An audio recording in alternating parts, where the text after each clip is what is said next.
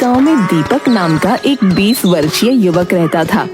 दीपक के पिता भीखू और उसकी माँ सुंदरी गांव के जमींदार चौधरी के खेतों में काम किया करते थे। एक दिन भीखू अपने माँ और पिता को खेत में खाना देने आया कि तभी जमींदार चौधरी उससे बोला, दीपक, जिस तरह से बड़ी फिक्र से तुम अपने माता पिता को खाना देने आते हो, इसी तरह काम में उनका हाथ भी बटा लिया करो। चौधरी साहब, मैं माँ और पिताजी की तरह खेतों में काम नहीं करूंगा। अच्छा, तो फिर तुम क्या करोगे? मैं हमेशा से कुछ नया करना चाहता हूँ चौधरी साहब, जिससे मैं अधिक से अधिक धन कमा सकूं। इसका मतलब तुम चोरी करना चाहते हो? नहीं चौधरी साहब, धन सिर्फ चोरी से नहीं बल्कि सूझबूझ और व्यापार से भी कमाया जा सकता है। इस बात को आप नहीं समझेंगे। इतना बोलकर दीपक वहां से चला गया और अपने घर पर बैठकर पढ़ाई करने लगा। शाम के समय उसकी माँ सुंदरी उससे बोली, बेटा दीपक, चौधरी साहब की बात का बुरा मत मान। मुझे लगता है वो सही कह रहे हैं। माँ, आप शायद चौधरी को नहीं जानती। वो सिर्फ इस गांव के लोगों को मूर्ख बनाना जानता है। तभी उसका पिता भीखू क्रोधित होकर दीपक से बोला, दीपक, मत भूलो कि हमारे घर की रोजी रोटी चौधरी साहब की वजह से ही चलती है भाई। नहीं पिताजी, हमारे घर की रोजी रोटी आपकी मेहनत के बलबूते चलती है। दीपक, तुम बात को समझते क्यों नहीं? दीपक, अब हम बूढ़े हो चुके हैं, हमसे अब मेहनत से काम नहीं होता। ऐसा नहीं है माँ कि मैं आपका सहारा नहीं बनना चाहता, लेकिन मैं चौधरी की गुलामी किसी भी कीमत पर नहीं करूंगा। मैं अपना खुद का व्यवसाय करूंगा। और तुम खुद का व्यापार कैसे करोगे? हैं? व्यापार करने के लिए पैसा चाहिए होता है, पैसा। दीपक क्रोधित होकर खेतों की ओर चला गया, जहां पर उसकी प्रेमिका सीमा उसका इंतजार कर रही थी। आज जनाब का चेहरा कैसे लटका हुआ है? माँ और पिताजी को पता नहीं क्या हो गया झुमरी। उन्हें चौधरी की चालाकी नजर ही नहीं आती। उसमें उनकी कोई गलती नहीं। हमारे गांव में वैसे भी काम की कमी है और चौधरी के खेतों में बहुत काम है। वो बेचारे कर भी क्या सकते हैं। सीमा, मेरे दादाजी ने चौधरी से कुछ रुपए का कर्ज लिया था और उसके बदले में उसने भारी ब्याज लगाकर उनसे उनकी जमीन छीन ली। मैंने सुना है दीपक कि वो जमीन बंजर पड़ी हुई है। तुम्हारे पिताजी तो उस जमीन को मनहूस मानते हैं, क्योंकि तुम्हारे दादाजी वहीं से लापता हुए थे, जो आज तक नहीं मिले। एक दिन मैं अपने दादाजी के लापता होने का रहस्य भी सुलझा कर रहूंगा। अगले दिन दीपक तैयार होकर अपने घर से बाहर निकला ही था कि तभी उसके घर के बाहर उसे मुखिया मिल गया। सुबह सुबह तैयार होकर कहाँ जा रहे हो रतन? मैं जरा काम से शहर जा रहा हूँ मुखिया जी। शहर में मेरा एक दोस्त रहता है जिसने मुझसे कहा है कि वो मुझे बैंक से लोन दिलवा देगा। अरे, मुझे लगता है दीपक कि तुम्हारा दिमाग खराब हो गया है। लोन लेकर आखिर तुम क्या करोगे भाई? मैंने सोच लिया है मुखिया जी, मैं अपने गांव में एक पिज्जा की दुकान खोलूंगा। अरे दीपक, गांव के लोग दाल चावल और समोसे खाना पसंद करते हैं। ये पिज्जा विज्जा तो शहर के लोगों के चोचले होते हैं। ऐसी बात नहीं है मुखिया जी, अब गांव के लोगों की सोच भी बदलने लगी है और मुझे इसी सोच का फायदा उठाकर अपने व्यापार को चमकाना है। अपने व्यापार को बाद में चमकाते रहना, पहले जाकर चौधरी से मिलाओ। चौधरी ने तुम्हें बुलाया है।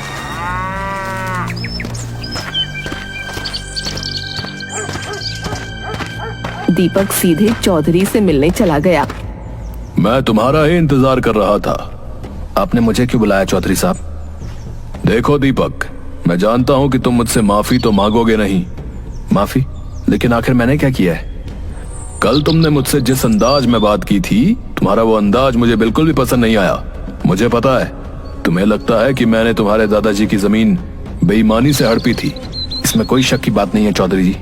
इस बात पर तो मैं अभी भी कायम हूँ। तो उनका पोता होने के नाते क्या तुम्हारा कर्तव्य नहीं बनता कि तुम उस जमीन को उनका कर्ज चुकाकर वापस ले लो? चौधरी की बात सुनकर दीपक गहरी सोच में डूबता हुआ बोला। पहली बार आपने सही बात की है। मैं बहुत जल्द अपने दादा की जमीन आपसे छुड़वा लूंगा। दीपक, ये मैं क्या सुन रहा हूं कि तुमने चौधरी से वादा किया है कि तुम अपने दादा की जमीन उससे छुड़वा लोगे? हाँ, तो इसमें गलत क्या है? वो जमीन मेरे और आपके पुरखों की है। बेवकूफ, मनहूस जमीन की वजह से मेरे पिता पागल हो गए थे, जो वहीं से लापता हुए थे, जिनका आज तक कहीं पता नहीं चला। और वैसे भी वो जमीन बंजर है, तुम उसमें कुछ भी नहीं उगा पाओगे।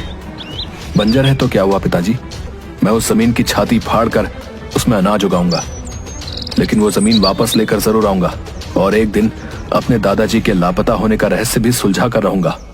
लेकिन तुम उस जमीन को छुड़ाओगे कैसे? तुम्हारे पास धन है क्या?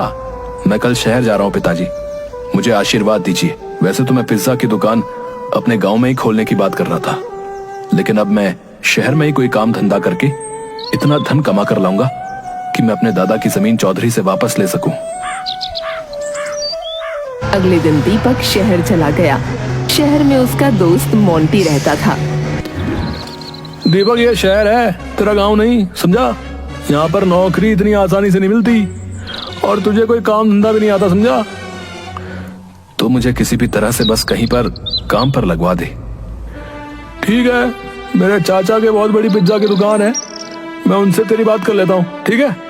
अगले दिन मोंटी दीपक को अपने चाचा की दुकान पर ले जाकर बोला। चाचा, ये दीपक है, मेरे गांव का दोस्त। ये आपकी पिज्जा की दुकान पर ना काम करना चाहता है। ये तुमने बहुत अच्छा किया मोंटी, जो तुम इसे यहाँ ले आए। वैसे भी एक ईमानदार व्यक्ति की तलाश थी मुझे, और अगर इस देश में कहीं ईमानदारी बची है तो वो सिर्फ गांव में। मैं आपसे एक बात और कहना चाहता हूँ चाचा जी। हाँ बोलो। मैंने शहर के कॉलेज में प्राइवेट एडमिशन लिया था, मुझे उसकी फीस भी चुकानी है। क्या मैं आपकी दुकान पर रात में रह सकता हूँ? मैं दिन भर काम करूंगा और रात में पढ़ाई करूंगा। तुम्हारे विचार सुनकर मुझे बहुत अच्छा लगा। मुझे विश्वास है कि तुम एक दिन बहुत बड़े आदमी बनोगे। उस दिन से दीपक डिलीवरी बॉय का काम करने लगा और रात में किताबें खोलकर पढ़ता रहता। एक दिन दीपक मोंटी के चाचा से बोला। चाचा जी, आपकी पिज्जा तो बहुत ही प्रसिद्ध है, क्या आप मुझे पिज्जा बनाना सिखाएंगे? जिसमें सीखने की ललक होती है वही अपनी मंजिल को पाते हैं। मैं तुम्हें जरूर पिज्जा बनाना सिखाऊंगा। दीपक कुछ ही दिनों में बेहतरीन पिज्जा बनाने में निपुण हो गया। अब उसके पास अच्छे खासे पैसे इकट्ठा हो गए थे। दीपक अपने दोस्त मोंटी से बोला। मोंटी, तुमने कहा था कि तुम मुझे बैंक से कुछ लोन भी दिलवा सकते हो। हाँ, क्यों नहीं, मैं तुम्हें आज ही बैंक से लोन दिलवा देता हूँ, लेकिन ध्यान रखना, तुम्हें महीने की इंस्टॉलमेंट ध्यान से जमा करनी होगी। मोंटी ने दीपक को बैंक से लोन दिलवा दिया। दीपक बैंक के पैसे और खुद के जमा किए हुए पैसे अपने गांव के चौधरी के पास ले जाकर बोला। ये लीजिए चौधरी साहब, मेरे दादा ने जो आपसे कर्जा लिया था ब्याज सहित वापस लौटा रहा हूँ। अब आप मुझे मेरी जमीन के कागज वापस दे दीजिए। चौधरी ने मुस्कुराते हुए जमीन के कागज दीपक को वापस कर दिए। दीपक खुश होता हुआ वहां से चला गया। चौधरी का साथी संपत चौधरी से बोला। है चौधरी साहब, आजकल के लड़के कितने मूर्ख होते हैं, ये मुझे आज पता चला है। अरे इस मूर्ख से पूछो कि बंजर जमीन पर ये आखिर करेगा क्या। उस जमीन को मैंने कई बार हटाने की कोशिश की, मगर किसी ने नहीं खरीदा। जब इस लड़के की बातें मैंने सुनी तो मैं समझ गया कि ये एक नंबर का मूर्ख है। घर जाकर वो कागज दीपक ने अपने पिता के हाथ पर रख दिए। मुझे तुम पर बहुत तरस आता है। जो पैसे तुमने मेहनत से कमाए, तुम उन पैसों से कोई और भी व्यापार कर सकते थे। आज भले ही आपको मुझ पर तरस आ रहा है पिताजी, मगर मुझे विश्वास है कि एक दिन आपको मुझ पर गर्व होगा। दीपक के पास थोड़े बहुत पैसे बचे थे। दीपक मुखिया के पास आकर बोला। मुखिया जी, आपकी बाजार में जो दुकान खाली पड़ी हुई है, क्या आप मुझे वो किराए पर उठा सकते हैं? उस दुकान पर तुम क्या करोगे भाई? मैंने शहर में बहुत अच्छा पिज्जा बनाना सीखा है। मैं दुकान पर बैठकर पिज्जा बनाऊंगा। अरे भाई, मेरी समझ में नहीं आता दीपक कि आखिर तुम्हारे दिमाग में चलता क्या रहता है? जब तुम्हें पिज्जा ही बेचना था तो फिर तुम्हें बंजर जमीन लेने की क्या आवश्यकता थी, बताओ? लेकिन फिर भी तुम इतने बड़े मुंह से मुझसे दुकान मांगने आए हो तो मैं इनकार नहीं करूंगा। भैया ले जाओ। दीपक उस दिन से मुखिया की दुकान पर मेहनत से पिज्जा बनाने लगा और अपने पिता से बोला, पिताजी, अब आपको चौधरी के खेत में काम करने की जरूरत नहीं है। आज से आप दुकान पर बैठकर पिज्जा बेचेंगे। भीखू ने दीपक की बात का कोई जवाब नहीं दिया। अगले दिन से भीखू पिज्जा की दुकान पर बैठने लगा और दीपक बंजर खेत में जाकर जी तोड़ मेहनत करने लगा। उसमें हल चलाने लगा, मगर दीपक के लाख कोशिश के बाद भी उस जमीन पर अनाज का एक दाना नहीं उगा। दीपक उदास होकर अपने खेत में बैठा ही था कि तभी भीखू वहां आकर बोला, अरे पकड़ो अपना पिज्जा। तुमने तो मेरा धोबी जैसा हाल किया है, जो न घर का रहा न घाट का। गांव में तुम्हारा बनाया हुआ पिज्जा कोई सूंघता तक नहीं, और ऊपर से बंजर जमीन पर हल चलाते चलाते तुम हाल से बेहाल हो गए हो। लगता है हमारी किस्मत में भूखा मरना ही लिखा है। इतना बोलकर भीखू वहां से चला गया। समझ में नहीं आता कि इस जमीन पर फसल क्यों नहीं उग रही। मैंने नए जमाने की सारी तकनीक इस्तेमाल कर ली, इस जमीन में कुछ तो गड़बड़ है।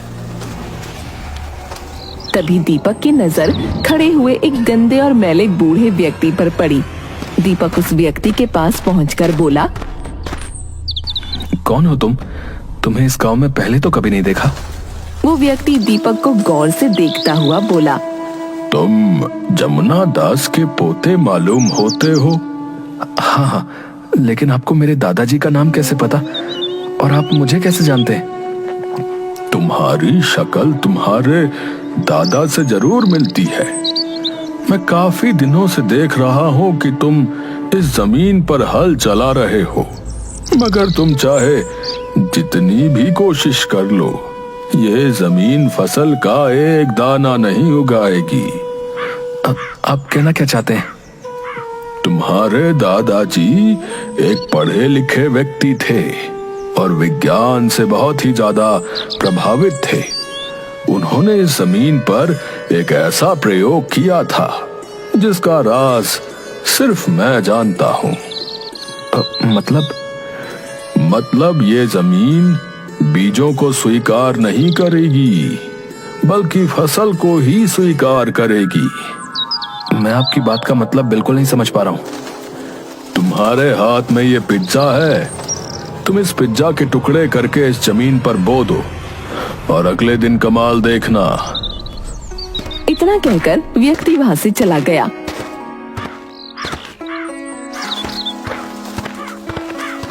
दीपक अपने घर पर जाकर पूरी रात उस व्यक्ति के बारे में सोचता रहा। वो व्यक्ति शक्ल से पागल तो नहीं लग रहा था, लेकिन जिस कॉन्फिडेंस से वो बात कर रहा था, मुझे पता नहीं क्यों ऐसा लगता है कि जैसे वो सच बोल रहा है। क्यों ना एक बार प्रयोग करके देखा जाए।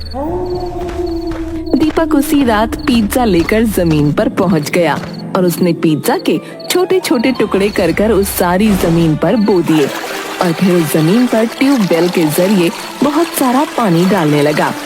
दीपक पूरी रात मेहनत से काम करते करते वहीं सो गया। अगली सुबह जब उसकी आंख खुली तो वो चीखता हुआ बोला, अरे वाह, ये कैसे संभव हो सकता है? मेरे इस बंजर खेत में पिज्जा ही पिज्जा लहरा रहे। दीपक दौड़ता हुआ एक पिज्जा तोड़ते हुए बोला, अरे इसमें तो बिल्कुल ताजी ताजी महक आ रही है, मानो कि अभी अभी बनकर तैयार हुआ है। इसका मतलब वो बूढ़ा व्यक्ति सही बोल रहा था। दीपक दौड़ते हुए अपने पिता भीखू को बुला लाया और उसे सारी घटना बताते हुए बोला, देखा आपने पिताजी, दादाजी की जमीन को आप बंजर कह रहे थे, वो जमीन तो जादू ही निकली। पिताजी हमेशा कुछ खोए खोए से रहते थे और वो अपना ज्यादातर समय इसी जमीन में ही बिताया करते थे। अब तुम क्या करोगे? मैं सारे पिज्जा को तोड़कर शहर में डिलीवरी करूंगा। पिताजी अब आप देखते जाइए कि आप पर धन की वर्षा कैसे होती है। दीपक और उसके पिता पूरे दिन पिज्जा को तोड़ते रहे।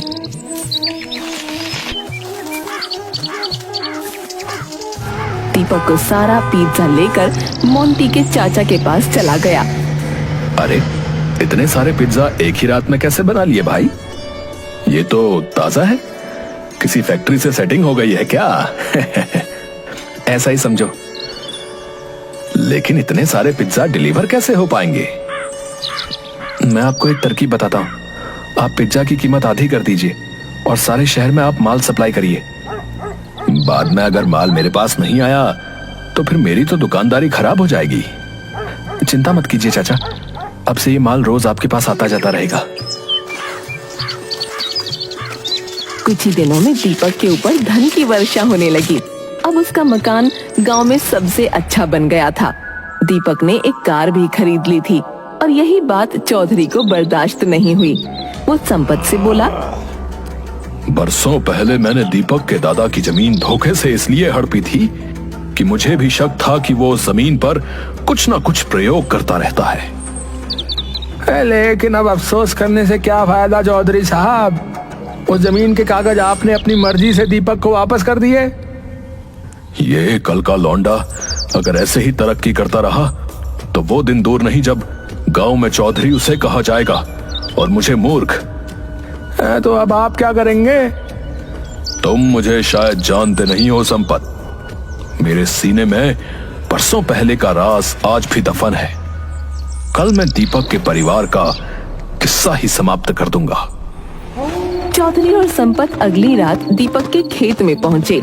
दीपक अपने पिता और सीमा के साथ अपने खेत से पिज्जा तोड़ रहा था कि तभी चौधरी कड़कती आवाज में बोला, बस बहुत हो गया रतन, जितने तुमने ऐश के दिन काटने थे काट लिए। इतना बोलकर चौधरी ने पिस्तौल निकाल ली। ये क्या कर रहे हैं चौधरी साहब? कहीं आपका इन सबकी हत्या करने का इरादा तो नहीं है? इरादा तो यही है मेरा। और दीपक की तरफ देखकर बोला, बरसों पहले तुम्हारे दादाजी इसी जमीन से लापता हो गए थे।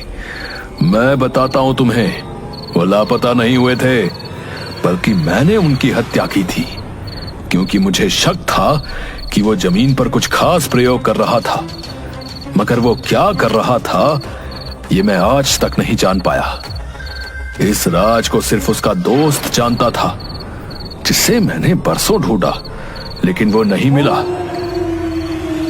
चौधरी ने इतना कहा ही था, तभी उसके कानों में पीछे से उसी बूढ़े व्यक्ति की आवाज टकराई जो कि पुलिस लेकर आया था।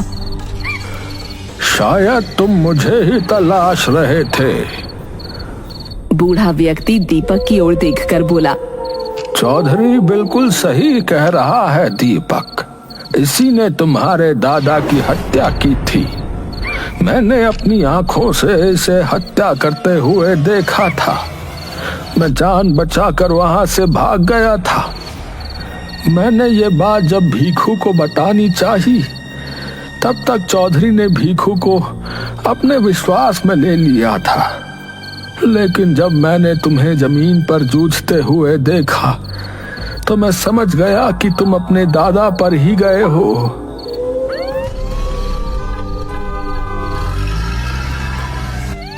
पुलिस ने चौधरी और संपत को गिरफ्तार करके जेल में डाल दिया।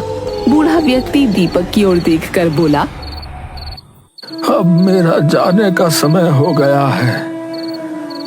लेकिन आप कहाँ जाएंगे? मैं यहाँ का रहने वाला नहीं, बल्कि विदेश का रहने वाला हूँ। मैं इतने साल सिर्फ चौधरी पर नजर रखने के लिए ही यहाँ पर रुका हुआ था, ताकि वो तुम सबको कोई नुकसान न पहुंचा पाए। और मुझे अपने दोस्त के परिवार के किसी सदस्य को उसका राज भी बताना था। दीपक, तुम मेरे दोस्त के इस प्रयोग को सिर्फ अपने फायदे के लिए ही इस्तेमाल मत करना, बल्कि देश के लिए भी इस्तेमाल करना। यही तुम्हारे दादाजी का सपना था। इतना बोलकर वो बूढ़ा व्यक्ति वहाँ से चला गया। दीपक आज भी जादुई पिज्जा की खेती के साथ सभी गरीबों को फ्री में भोजन की व्यवस्था भी करता है।